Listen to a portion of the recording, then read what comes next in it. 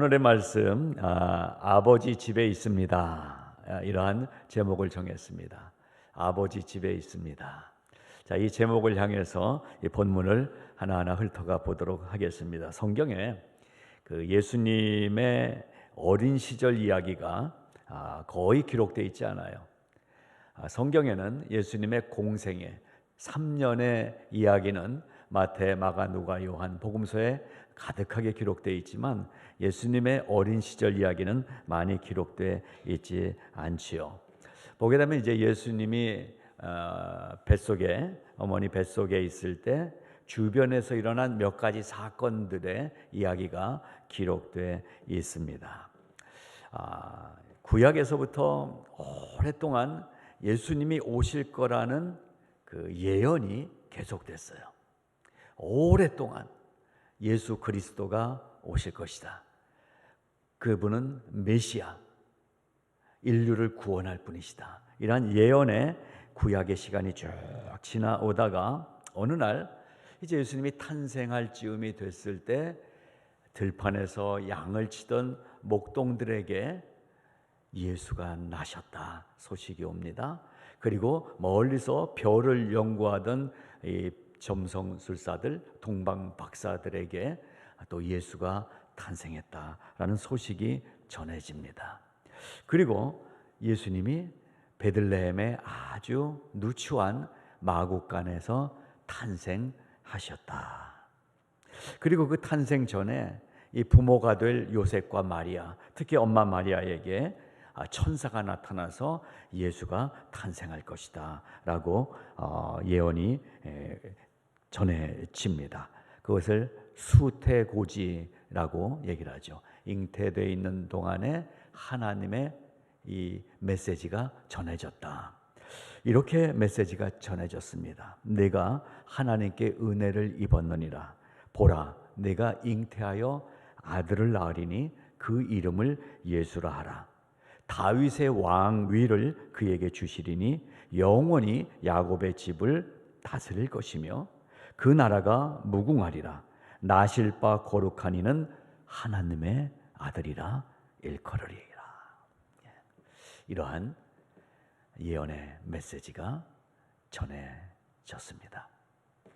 그리고 육신의 부모인 요셉과 마리아의 실제 본인들의 가정의 이야기이죠. 아기가 태어나야 돼요.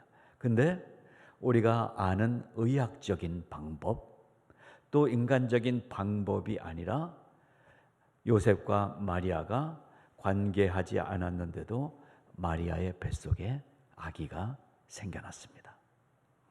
이것이 예수님의 탄생에 관한 성경의 기록인 것입니다. 어떤 분은 성경의 다른 얘기들은 믿을 수 있겠는데 좋은 얘기인데 어떻게 엄마 뱃속에 우리가 상상할 수 없는 그러한 방법으로 성령으로 잉태했다?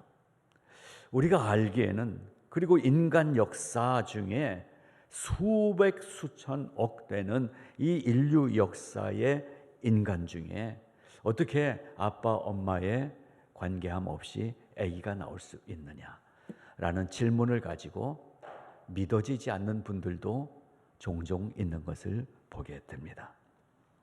근데 여러분, 우리는 믿는 사람들인 줄로 믿습니다. 그러니까 바보들이에요. 알지도 못하면서 믿어. 이게 믿음인 것입니다. 여러분, 안다, 그리고 이해가 됐다, 그리고서 믿는 거는 사실 믿음이 아닌 거예요. 깨달은 거지. 우리가 하나님을 믿는 게 깨달음으로 믿는 게 아니라 믿음으로 믿어진다는 사실, 놀라운 일 아닙니까? 깨달음으로 예수를 안다면 똑똑한 사람들 순서로 예수 믿었을 거예요. 근데 우리보다 똑똑한 사람들은 세상에 다 있고 우리들이 믿고 있어요. 놀라운 일 아닙니까? 이 비밀 속에 오늘 하나님은 말씀하십니다. 우리에게 성경 중에 창조의 이야기와 예수 탄생의 동정녀 탄생의 대표적으로 믿어지지 않는 이 사건을 오늘 하나님은 우리의 마음을 여시고 믿어지게 해주실 줄로 믿습니다. 그래서 오늘 예수님의 어린 시절 이야기를 중심으로 얘기 나눌 이 내용을 준비하면서 제가 어제 기도한 중심 내용은 뭐냐 하면 우리 성화의 성도들, 믿어지지 않는 인간의 지식으로 이해되지 않는 일들이 믿어지는 은혜를 주시옵소서. 여러분, 우리가 그 은혜 가운데 모두 들어오시기를 초청을 드립니다. 이렇게 하나님께서는 당신이 만드신 인간의 육체 속에 스스로 들어오신 것입니다. 하나님이 스스로 탄생의 자리로 들어가신 것입니다. 왜? 예수님은 인간이 아니라 하나님이신 인간인 거예요. 인간인 하나님이신 거예요. 그래서 우리는 이 인간으로 오신 예수님을 만나는 것입니다. 그야말로 천지를 창조하신 창조주이시요 모든 인류의 생사화복을 주관하는 전능자이시며 그 누구도 비슷할 수도 없는 오직 유일하신 신이신 하나님께서 스스로 결정하신 일이 내가 인간 육체 속으로 들어가야 되겠다라는 것입니다. 이유는 이 인간들이 죄악 때문에, 죄 때문에 영원한 죽음을 맞이할 수밖에 없는 불쌍한 존재인 것을 하나님께서 긍휼히 여기시는 마음으로 내가 그 인간들을 살려야 되겠다. 그래서 네가 가라, 네가 가라 누구에게 시키지 아니하시고 하나님이 직접 인간으로 오셨다라는 것입니다. 여러분, 그 하나님의 인간으로서의 삶의 자취를 성경이 기록을 해놓고 있는 것입니다. 그렇게 오신 하나님의 인간으로서의 삶, 즉 공생의 3년의 이야기, 이 공생의 3년이 예수 그리스도의 인류를 위한 시간이었는데 그 시간에 도착하기까지가 30년 걸렸어요. 30년 동안은 하나님이신데 인간으로 사셨어요. 인간으로만 사셨어요. 그래서 괜히 하나님 흉내 내는 이상한 목사나 이상한 어떤 그 교주들처럼 그런 이상한 짓을 하지 않으셨어요. 예수님의 30년은 철저하게 인간으로 사셨어요. 부모님께 효도했고 사람들을 사랑했고 열심히 목수 일을 했고 우리와 동일한 삶을 사셨던 것입니다. 그런데 우리는 궁금해요. 30년 동안 어떻게 사셨을까? 어떠한 성품이셨을까? 어떠한 모양을 가졌을까? 어떠한 생각을 갖고 사셨을까? 성경은 우리의 궁금증에 다 대답하진 않지만 한 두세 번 예수님의 어린 시절을 얘기해 주고 있습니다. 오늘 이 누가복음 2장 40절에 아기가 자라며 강하여지고 지혜가 충만하며 하나님의 은혜가 그의 위에 있더라. 어린 시절의 예수님 모습이에요. 그리고 저 뒤에 52절로 가니까 예수는 지혜와 키가 자라가며 하나님과 사람에게 더욱 사랑스러워 가시더라. 이렇게 아주 짧은 예수님의 어린 시절을 표현한 두 성경 기절을 보게 됩니다. 여러분, 모든 책을 읽을 때 책이 전부를 다 기록하지 않습니다. 시 같은 경우는 아주 짧은 몇 줄로 상황을 설명하기도 하고 사람의 마음 상태도 다 보여주기도 합니다. 소설이라고 해서 전부 다 쓰지는 않아요. 대하소설일 경우에 한 어떤 인간의 스토리를 쭉 훑어가는 경우는 있지만 모든 책들은요, 그것이 소설이든 철학책이든 교양서적이든 쓰여진 문장의 행간을 글자와 글자 사이, 줄과 줄 사이에 소설가나 이 작가가 다 표현하지 못한 이야기를 찾아내면서 우리는 보는 것입니다. 성경도 마찬가지입니다. 성경은 예수님의 전체의 이야기를 아침부터 저녁까지의 모든 일들을 시시각각으로 다 기록해 놓은 책이 아닙니다. 그래서 성경을 글씨로만 읽은 사람들은 궁금한 게 많아지는 거예요. 여러분, 저는 어제 우리의 눈이 열려지기를 위해서 기도했습니다. 성경을 볼 때에 성경의 한 줄 한 줄 행간의 의미를 볼 수 있는 영의 눈을 뜨게 하여 주시옵소서. 그래서 그것을 가리켜서 영적 상상력이라고 얘기하는 것입니다. 책을 보면 상상하면서 봅니다. 요즘은 책을 안 읽고 드라마들을 많이 보시지만 드라마를 볼 때에 왜 그렇게 흥미진진합니까? 상상력이 동원되는 거거든요. 성경도 읽을 때 영적 상상력이 동원됩니다. 세밀하게 기록되지 않았지만 하나님께서 우리의 영혼에 불어넣어 주시는 상상력이 생기게 되는 거예요. 그래서 영적 상상력으로 성경을 읽을 때 무궁무진한 하나님의 비밀을 우리는 읽어낼 수가 있는 것입니다. 그래서 세밀하게 성령이 어떻게 이 마리아에게 역사하시는지, 또 요셉과 마리아가 어떻게 이 아이를, 예수라는 아이를 키워내는지 세밀하게 기록되어 있지 않지만 우리는 성령의 은혜로 영적 상상력을 가지고 예수님의 어린 시절을 그려볼 수 있는 것입니다. 아직 어린 예수님에 대해서 저는 이 두 절, 아기가 자라며 강하여지고 지혜가 충만해졌다, 또 예수는 지혜와 키가 자라가며 하나님과 사람에게 더욱 사랑스러움을 받았다, 이러한 몇 가지 얘기를 가지고 많은 상상을 어제도 해봤어요. 아기 예수에 대해서 상상을 해봤어요. 예수님의 그 어리지만 인내가 있었던 어린아이 아니었을까? 또 열심이었던 것 같아요. 예수님이 대충대충 하는 분은 아니었던 것 같아요. 예수님은 열심히 있었을 거다 상상이 돼요. 또한 총명했어요. 오늘 본문에도 보지만 아직 12살 정도밖에 안 됐는데 회당에 들어가서 성경 박사들하고 대화를 나눌 정도로 총명한 예수님, 눈이 그냥 반짝반짝했을 것 같아요. 우리 천창한 집사님처럼. 예, 그리고요, 보세요, 또 정직했던 것 같아요. 예수님은 정직했어요. 그리고 예수님은 인사성이 빨랐을 것 같아요. 여러분, 인사 하나 잘해도 인생이 풀리는 거 아세요? 그러니까 괜히 심각한 척, 무뚝뚝한 척, 나는 고상한 척 하고 사는 것보다 좀 발랄하게 사는 게 좋습니다. 아주 지극히 발랄해도 좋아요. 지극히 발랄하게 사는 거예요. 여러분, 그리고 우리의 사고체계, 예수님의 사고체계가 어떻는지도 상상이 되더라고요. 강하여지고 키가 자랐다. 사람에게 칭찬받을 만한 어린 시절을 보냈다. 그 속에서 우리는 하나님이신 예수 그리스도의 인간의 삶을 들여다볼 수 있는 것 같아요. 그렇게 상상하는 가운데 이런 말씀이 한 절 더 기록되어 있잖아요. 51절 보세요. 예수께서 함께 내려가사 나사렛에 이르러 순종하여 받드시더라. 예수님은 효자였어요. 효자.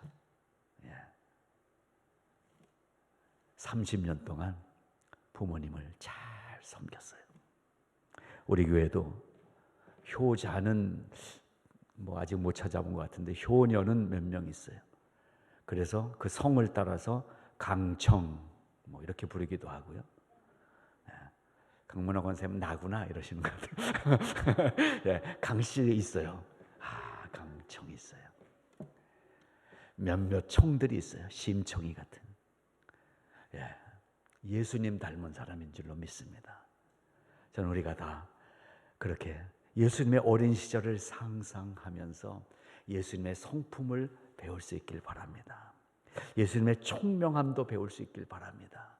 예수님은 열심히셨어. 목수일을 열심히 하셨어. 우리도 대충 살아서는 여러분 돈 벌 수도 없어요. 열심히 살아야 돼요. 그리스도인은 열심히 살아야 돼요. 왜? 예수님이 그렇게 살았어요. 자, 그 후에 공생애를 시작하는 이 30살까지 부모님께 극진히 효도하며 살았어요. 12살부터 30살까지니까 거의 18년 동안을 부모님께 순종하며 받드시며 살았다는 이 기록 속에서 우리는 예수님의 온전하신 인성을 발견할 수 있습니다.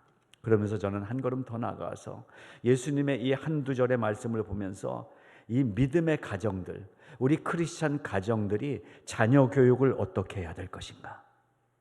또한 우리 교회는 어린아이들이 많지 않아서 좀 안타깝지만 우리 교회의 다음 세대 자녀들은 어떻게 교육해야 될 것인가.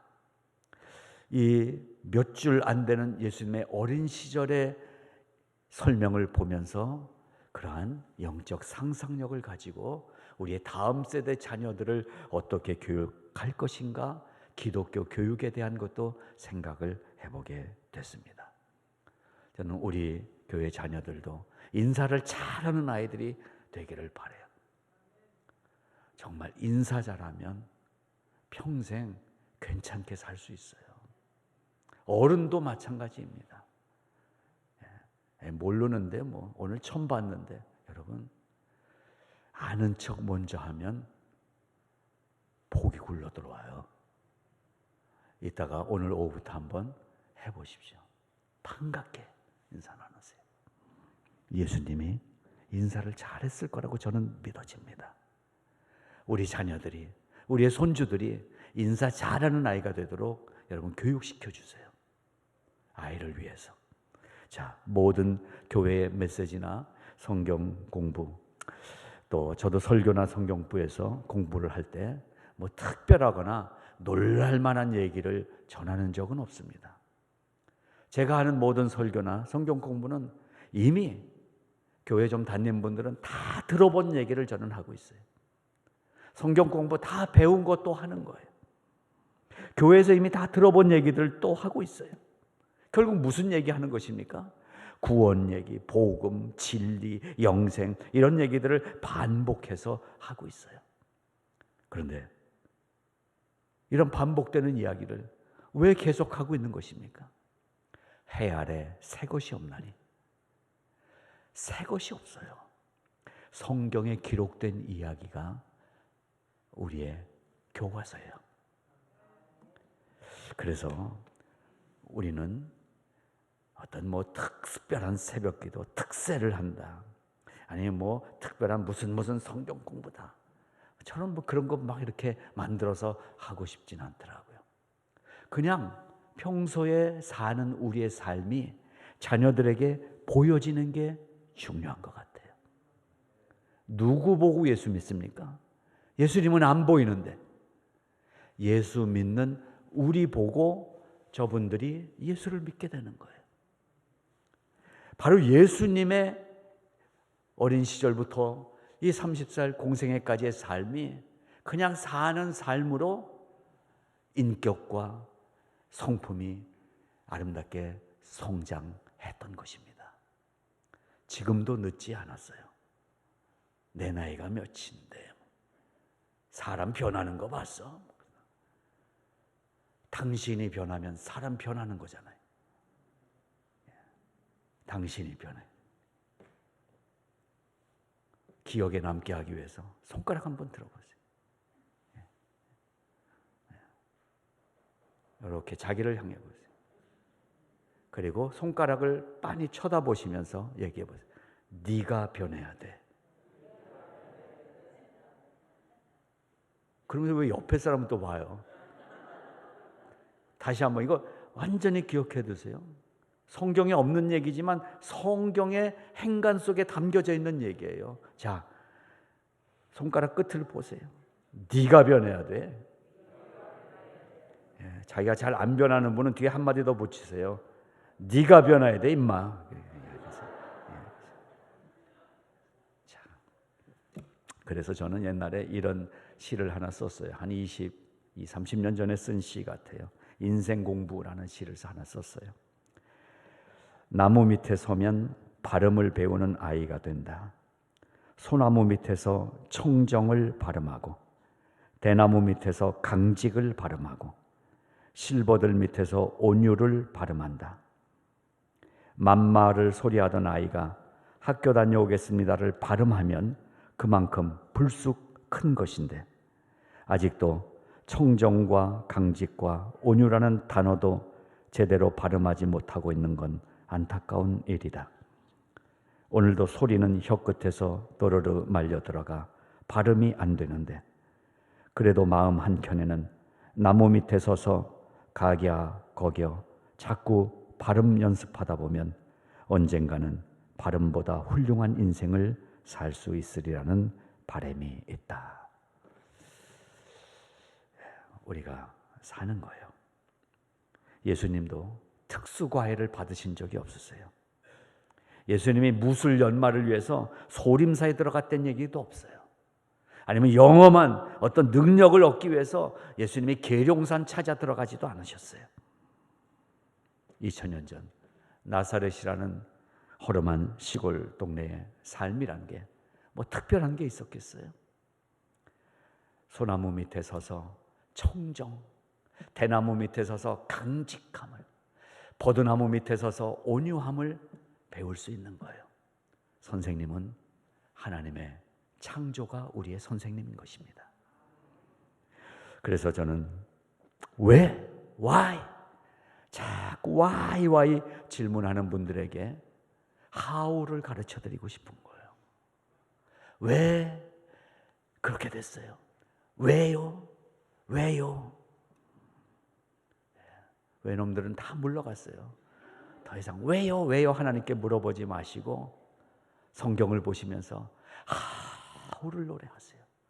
How great thou art, how great thou art. 이 아름다운 예술과도 같은 하늘을 보면서, 바람을 보면서, 나무를 보면서 창조의 하나님을 찬양할 때 예수님 같은 온유함과 예수님 같은 정직함과 예수님 같은 그런 성품으로 우리가 성장해 나갈 수 있으리라고 믿습니다.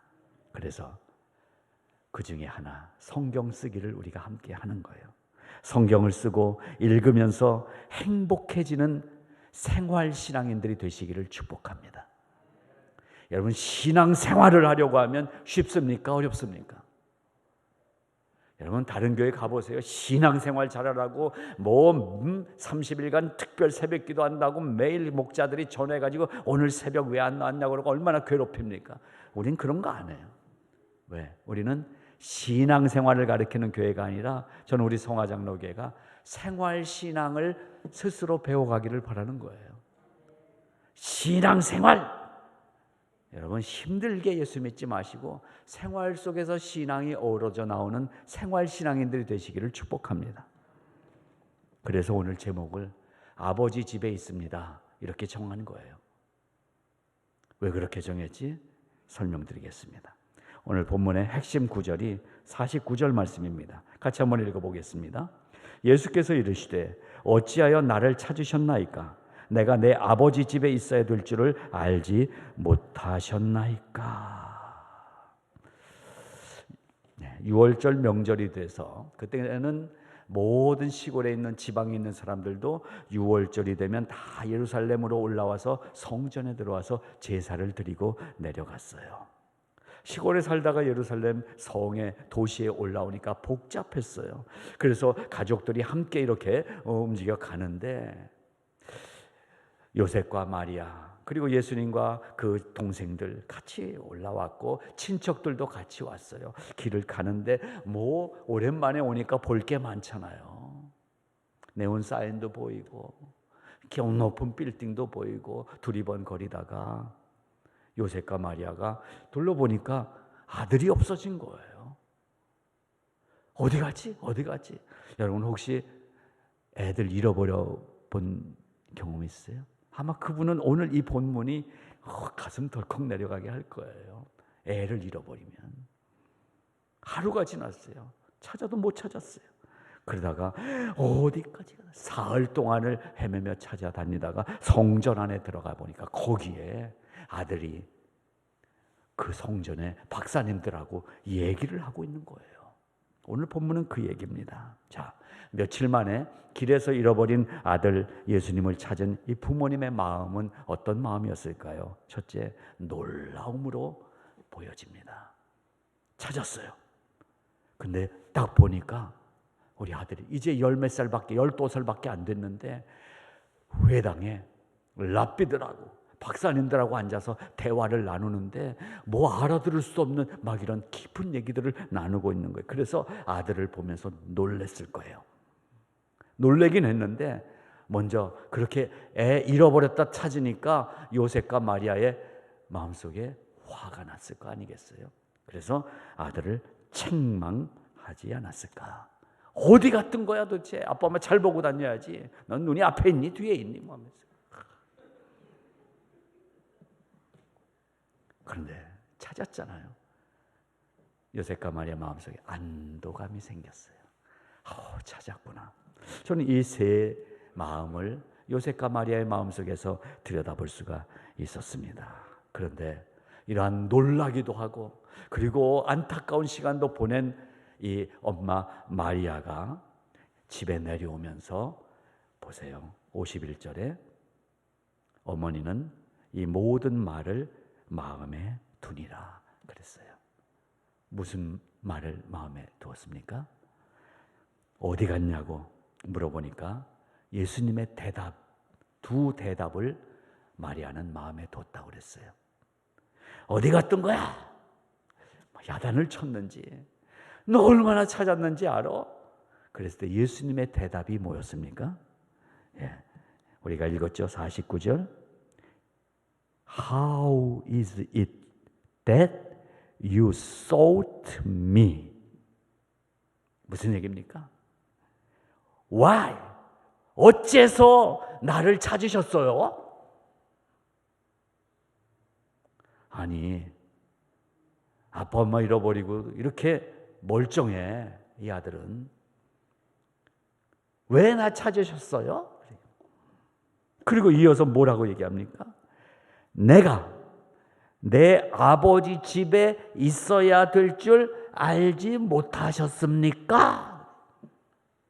아니, 아까 우리가 오늘 앞부분에 무슨 얘기했습니까? 예수님의 온유한 성품, 효도하는 성품, 그 성품으로 봤을 때 오늘 이 예수님의 대답이 좀 맞지 않는 것 같아요. 예수님이 왜 이렇게 거칠어졌어? 어찌하여 나를 찾으셨나이까? 내가 내 아버지 집에 있어야 될 줄 알지 못하셨습니까?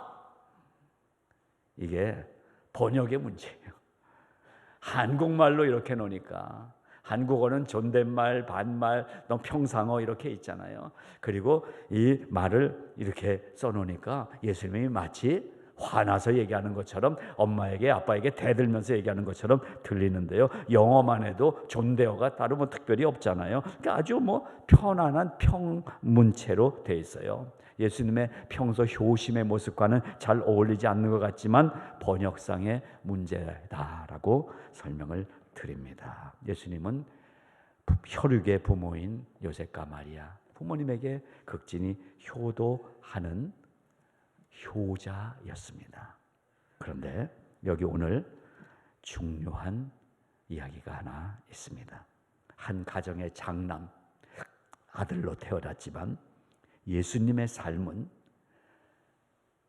33년 인간으로 사실 때도 예수님의 삶의 우선순위는 priority number 1은 하나님이셨어요. 성부 하나님. 그래서 육신의 부모님에게 순종하지만 내가 있어야 될 곳이 어딘지를 분명히 알고 사셨어요. 그래서 하나님 아버지의 집, 그 집을 얘기하고 있는 것입니다. 지금은 인간 예수이지만 예수님은 자신의 전 생애가 비록 인간의 육신을 입고 지금 살고 있는 이 시간이지만 전적으로 하나님의 뜻에 의해서 전개돼 나가고 있다는 것을 분명히 인식하고 계셨다는 것을 가늠해 볼 수 있는 것입니다. 내가 아버지 집에 있어야 될 줄을 알지 못하셨습니까? 라는 이 말의 영어 표현에는 I must be, 내가 당연히 아버지 집에 있어야 되는 겁니다 라고 설명해 주는 거예요. 육신의 부모 요셉이 너 어디 갔던 거야? 라고 물어볼 때 예수님이 지금 대답한 이야기는 내가 아버지 집에 있어야 됩니다 라고 하나님 아버지를 드러내면서 얘기하고 있는 것입니다. 이 얘기는 저 뒤에 18장 가면 베드로가 이렇게 얘기하는 게 나옵니다. 다 버리고, 낚시하던 거 그물 다 버리고, 나는 다 우리의 것을 다 버리고 주를 따라가노라. 바로 그 마음인 것입니다. 예수님은 효자이지만 하나님 아버지 집에 있어야 될 분이라는 것을 스스로 인식하고 계셨어요. 이게 어려운 얘기가 아닙니다. 아마 태어나 보니까 믿는 부모에게서 태어난 분도 있지만, 아마 한국에 있을 때 친구 따라 교회 가기 시작하면서 아버지에게 몽둥이로 두들겨 맞은 분도 있을지 모르겠어요. 그런 일이 많았잖아요. 교회 간다고 얻어맞았잖아요. 아니, 착한 놈인데 그동안 한 번도 속색인 적이 없는데 친구 따라 교회 간다고? 이놈 아저씨야, 우리가 장손 집안이야. 네가 교회 가면 우리 다 망해. 그래서 못 가게 성경책 찢어버리고 집안에서 못 나가게 하고 하는데도 그 아이가 교회를 가잖아요. 여러분, 친구 중에 그런 친구들 있지 않았어요? 무엇입니까? 이놈이 원래 나쁜 놈이었습니까? 이 아이는 원래 효자예요. 그 친구는 원래 효자예요. 근데 교회 가서 하나님 얘기를 들으면서 하나님의 섭리를 배우고 하나님의 구원을 배우니까 육신의 부모에게 반항하는 것이 아니라 육신의 부모가 할 수 없는 엄청난 천지 창조와 내 인생의 전후 미래를 인도하시는 영원한 영적 아버지가 계시다는 사실을 깨달으니까 우리 아버지도 내가 먼저 믿고 우리 아버지에게도 이 하나님 아버지를 전해줘야 돼라는 안타까운 마음이 생기게 된 거예요. 효자가 불효자가 된 것이 아니라 효자가 영원한 아버지의 영생까지도 책임지고 싶은 간절한 마음을 가진 진짜 효자가 됐다라는 것 아니겠어요? 예수님의 오늘 이 마음이 그런 마음인 것입니다. 그래서 예수님도 자녀들에게, 제자들에게 가르칠 때 뭐라고 그랬습니까?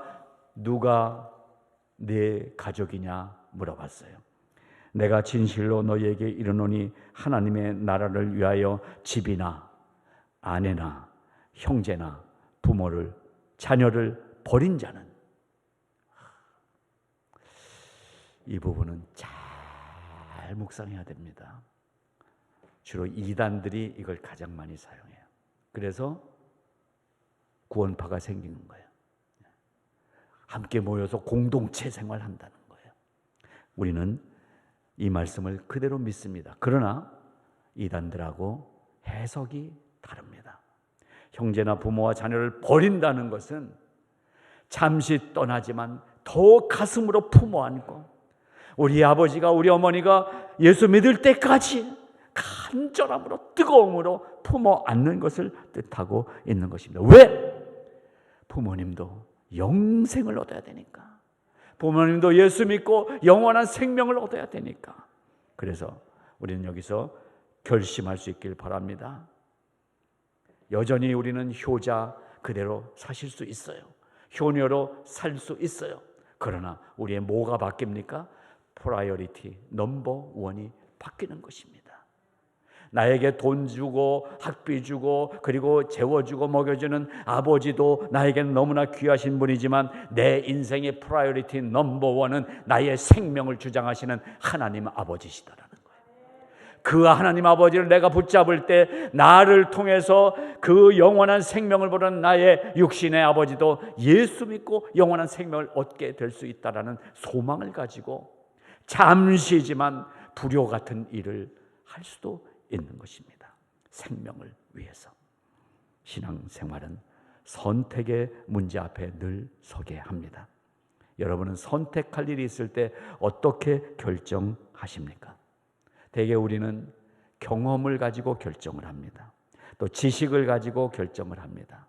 잘 아는 사람에게 물어보고 결정합니다. 아니면 내가 전에 이렇게 했을 때 이만큼 돈이 벌렸더라, 세속적인 욕심을 가지고 결정을 합니다. 그런데 사랑하는 여러분, 프라이어리티 넘버 원이 하나님이라는 것은 무슨 뜻이냐면 내 모든 인생의 순간순간 결정해야 될 문제 앞에 섰을 때 하나님의 뜻에 순종하는 결정을 하는 것이 프라이어리티 넘버 원이 하나님이시다라는 뜻인 것입니다. 우리의 우선순위가 하나님이 되는 것입니다. 그리고 또한 내가 어디에 있어야 하는가라는 문제를 오늘 예수님의 대답을 통해서 찾아봅니다. 어디에 있다고 말씀하십니까? 나 아버지 집에 있어야 될 줄을 모르십니까? 여기서 아버지 집은 영어 성경 보면 Father's house라고 번역이 되어 있는데요. New King James 버전을 보면 영어로 바뀌어서 번역이 되어 있어요. My Father's Business라고 번역이 되어 있어요. 처음에 제가 이 번역을 보면서 아버지 비즈니스에 있다고? 이게 무슨 말이지? 근데요, 원어를 보게 되면 헬라어 아버지 집에 있어야 된다, 있을 줄 몰랐습니까? 라고 하는 집이라는 단어에는 두 가지 뜻이 다 들어있어요. 엔토이스라는 이 단어가 중성 복수로 사용되면서 하우스, 집이라는 뜻이 있고 또 하나는 일하다라는 뜻이 있어요. job. 근데 여기 New King James 버전에서 Did you not know that I must be about my father's business? 라고 되어 있는 이 부분을 보면서 이러한 해석을 통해서 새로운 은혜도 받을 수 있구나. 그냥 아버지 집에 있어야 될 줄 모르시겠어요? 나 교회에 있어야 되는 줄 모르시겠어요? 하는데 교회가 뭐냐라는 교회론이 여기에 나와요. 우린 그냥 교회에 있는 게 아니라 하나님의 일에 동참하고 있는 거예요. 그 뜻인 거예요. 하나님의 일은 무엇입니까? 한 영혼을 살려서 천국으로 인도하는 게 하나님의 일인 거예요. 그러니까 우리가 그냥 교회나 다니는 게 아닌 거예요.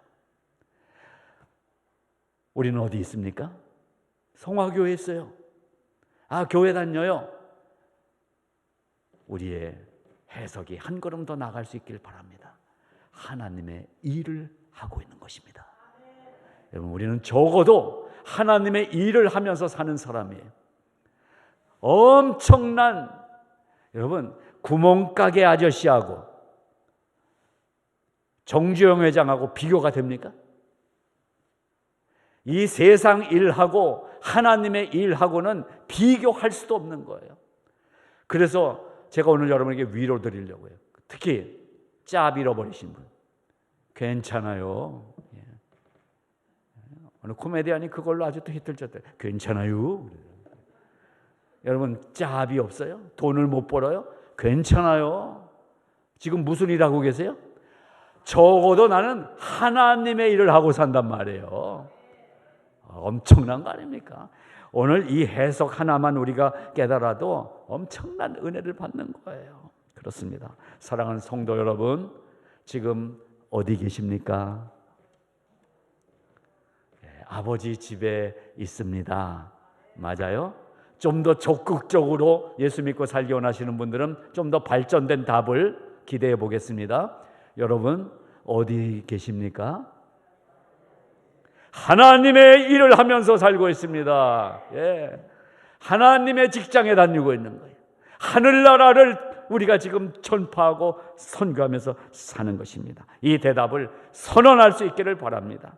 그래서 오늘 말씀은 아주 심플한 이야기를 좀 길게 늘렸어요. 제가 설교 마치고 다음 주에 10분 설교 요약해서 여러분 드리잖아요. 이거 제 그 비밀인데 그때마다 제가 많이 회개해요. 아니 10분이면 할 수 있는 설교를 제가 30분, 40분이나 막 하잖아요. 죄송합니다. 그러나 여러분 10분 하고 내려가면 너무 섭섭하잖아요. 그죠? 그래서 제가 좀 길게 설명하는 거예요.